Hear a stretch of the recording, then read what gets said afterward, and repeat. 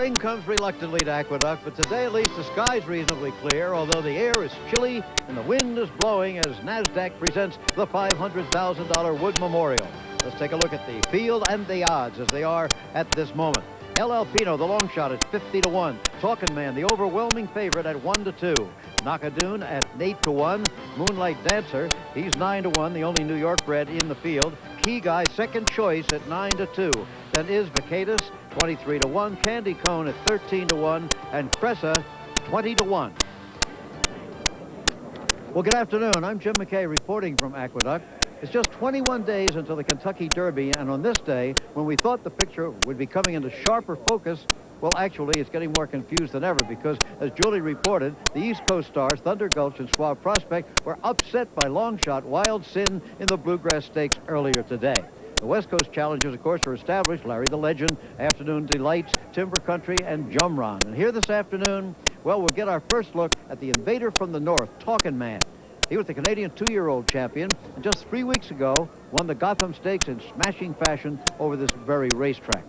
Dave Johnson will be calling the race for us as always, but before we get to the race, what about that result in Kentucky today? Well, Jim, Wild Sin did to Suave Prospect and Thunder Gulch what Larry the Legend did to Afternoon Delights in Timber Country. The road to the Triple Crown is really getting crowded. Eltish from England, Ski Captain from Japan, and Treasure from Dubai. And with the defeat of Thunder Gulch in the Bluegrass, Serena's Song, a filly, moves closer to being a Derby starter against the Colts. But Jim, still no real favorite. So if Talkin Man wins big here today, he could go to Kentucky as the public choice for the Run for the Roses. No question about that. Talkin Man is not only the talk of Aqueduct today, he's also the chalk of Aqueduct, a prohibitive favorite on his way, it appears, to the Kentucky Derby. He arrives here like a chill wind from the north, the son of a Canadian Triple Crown winner, already a champion himself. His only start in the U.S. last year, the Breeders' Cup Juvenile, was a disappointment. He finished 10th. But 3 weeks ago, here he was in the States again, breezing to victory in the Gotham Stakes by 7 lengths, going away. We should note that the distance that day was an eighth of a mile shorter than today. The Wilmot family has won everything there is to win in Canada, having won the Canadian Triple Crown twice. With approval, the daddy of Talkin Man was their first Triple Crown winner, followed by his Bestia. Talkin Man is trained by Roger Atfield, a native of England who has found his fortune training for Kinghaven in Canada.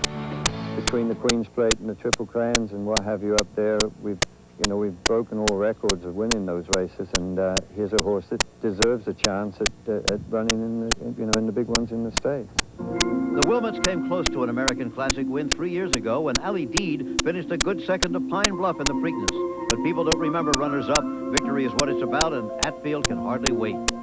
It's every trainer's ambition, I'm sure, to run in the Kentucky Derby, but more importantly, to win the Kentucky Derby. So obviously, it's a very exciting time for me, and it's another goal in life that that I want to try to achieve. So it's very exciting. And for all of us as Derby Day approaches. Well, Talkin Man is the focus of attention here, no question, but there are 7 other horses in the field, and Charles E. Candy's been checking out all of them. Is there a real challenger here, Charles? Well, Jim, there are 7 taking aim at the Canadian champ, but none of them have ever won a graded stake, so they're a little light on ammunition. However, several of these colts have improved a lot, but none more radically than Key Guy. He was off the board in 4 of his first 5 starts, and then suddenly won his last 2, racing on the medication Lasix, which is not permitted here in New York. Trainer Mark Hennig also credits equipment and rider changes, exercise rider changes, with the difference. He's owned by the Barry Irwin, Jeff Siegel combination of Team Valor. Knockadoon has only raced 4 times, but has improved with each start. He won his first 3 and then closed to be 4th in the Louisiana Derby in spite of traffic problems. Now, a colt who will really have to improve is Cressa. He's not without talent, but he's been very inconsistent, and trainer Nick Zito has added blinkers trying to focus his attention. Zito is in Keeneland today, where he just watched Suave Prospect finish second in the Bluegrass. Hopes Cressa can save the day. Here's the threat. Candy Cone, trained by Alan Jerkins. You've always got to be fearful of the giant killer who can upset heavy favorites. This horse went wire to wire at this distance last time out. He is the only speed in the race, He's ridden by NOEL, WYNTER, one of the few African Americans riding right now in this country. He's also the regular exercise rider for this horse. He's on him every morning. And here's Moonlight Dancer, this consistent New York bred, has never missed a check in his life. He only got beat 3/4 of a length in the Louisiana Derby. Okay, they're into the gate now, or very swiftly getting into the gate. Let's go to Dave Johnson. Talkin Man, the 2-5 favorite in this field of 8, and Cressa, who is 0 for 2 at a 1 1/8, the last horse to move into line.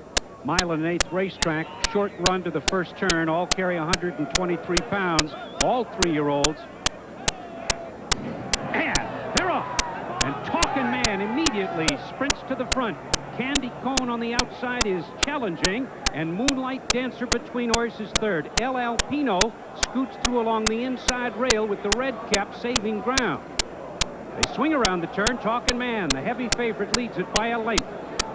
Candy Cone on the outside is second. El Alpino, the gray colt, is racing third at the rail, a half length. Moonlight Dancer on the outside is fourth. Knockadoon fifth. Cressa on the outside in the yellow colors moving up. Key Guy is next. And then it's a gap of 5 lengths back to the distant trailer is Vacatus. Down the back stretch with the favorite Talkin Man. Shane Sellers aboard, in front by a length and a quarter.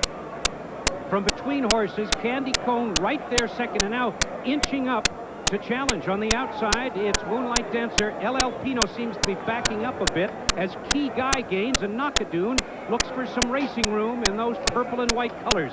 Cressa is caught 4 wide, and Vacatus is still the trailer as they go to the far turn. It's still Talkin Man, who's led from the start. He has it by a length and a half.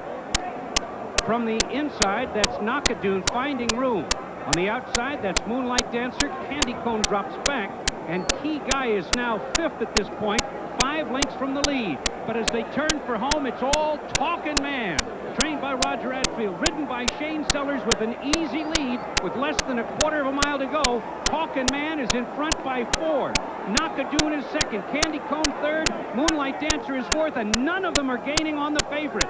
Past the 8th pole and setting sail for home, Talkin Man in front, going so easily right from here. A winner of the Wood Memorial on to the Kentucky Derby. Talkin Man by 6 1/2. Knockadoon second, and a photograph between Vacatus and Candy Cone for the show spot. There's Roger Atfield watching his colt pull up. Talkin Man, a son of With Approval, a Triple Crown champion from Canada, and Roger Atfield has perhaps the Kentucky Derby favorite with this smashing, sensational win in the Wood Memorial. We'll be back with the official and prices in the aftermath of the Wood Memorial. Stay with us. We'll be right back. Well, there is the winner, and it is official now. Talkin Man from Canada may have established himself very well as the favorite for the Kentucky Derby. Certainly he'll be one of them. Here are the prices. Talkin Man, and by the way, in New York, they now round them off to the nearest dime, not 20 cents. $2.90, $2.50, and $2.10. Knockadoon at $4.30 and $2.80. And Vacatus is surprising third, but he still pays only $3.80. The exacta $13.80, and the triple $184. Okay, back upstairs to you, Dave.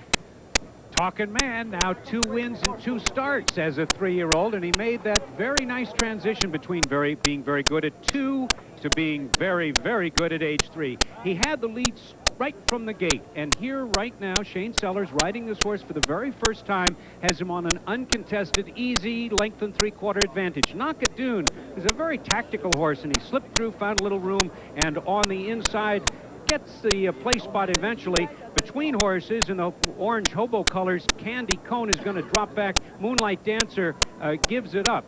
And Vacatus is going to get the show spot. I think this horse will be the favorite for the Kentucky Derby because it looks like a year when the favorite will be the one who has the least mistakes. And Talkin Man is 2 for 2, can carry the weight, go the distance, has the tactical speed to get in front, and has the knowing trainer, Roger Atfield. A very impressive performance, Jim.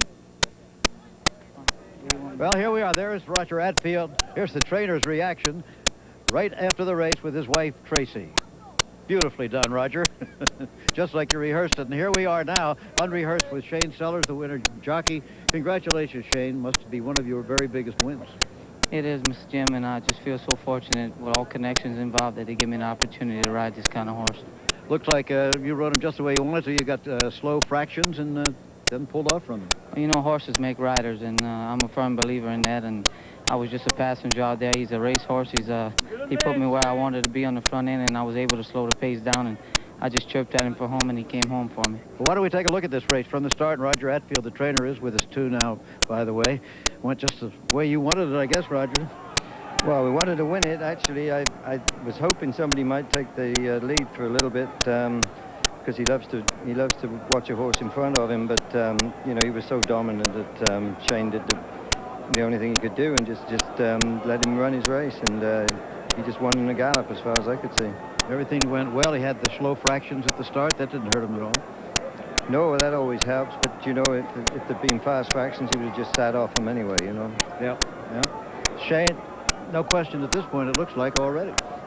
No, that really, when you're on a horse's back like this horse, I was very confident that at this point. I worked him one time, and I knew I had a lot of horse underneath me here.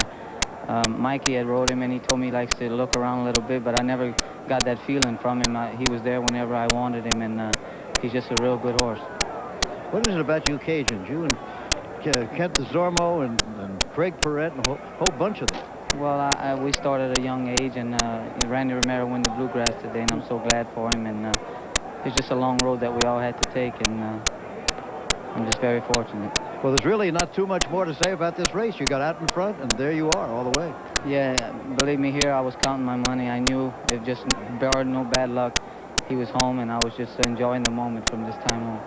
Roger, you know, as you know, there was the big upset down in the Bluegrass today with Wild Sin beating the Eastern Stars. Right. Who do you look on as your big problem in the Kentucky Derby now? Well, I don't know about, you know, I'm always very skeptical about that sort of thing, but he does look like a strong horse for the Derby. Everything's worked out for me so far. He's going to go into there a fresh horse. He's got a lot of confidence.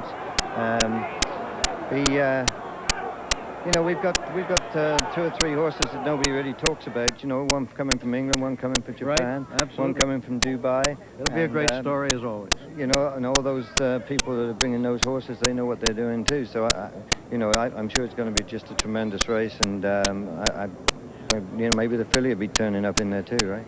She might very well. Congratulations again, Roger. The winner, Talkin Man, and here is the complete order of finish of the Wood Memorial. Talkin Man, Knockadoon, is Picatus, then Candy Cone, Moonlight Dancer, Key Guy, El Alpina, and Cressa was the trailer. That's the way it ended up in the $500,000 Wood Memorial. So we've had the comments of Roger Atfield. What about you? How does this all wrap up in your view? Well, certainly Talking Man was tremendously impressive today, and I think Roger said it very well that we also have some horses coming from out of the country that we have to consider. Serena's Song, I'm sure, after Lucas's disappointing day today with Thunder Gulch, he'll be very tempted to start her. I think the California horses still look very well. Larry the Legend, Jumrun, I think the distance begins to be a very big issue here. And Timber Country, I don't think we can quite give up on him yet because he still can come along with that good closing kick. Okay, thanks very much. We're going to be going back to the studio now to Julie Moran.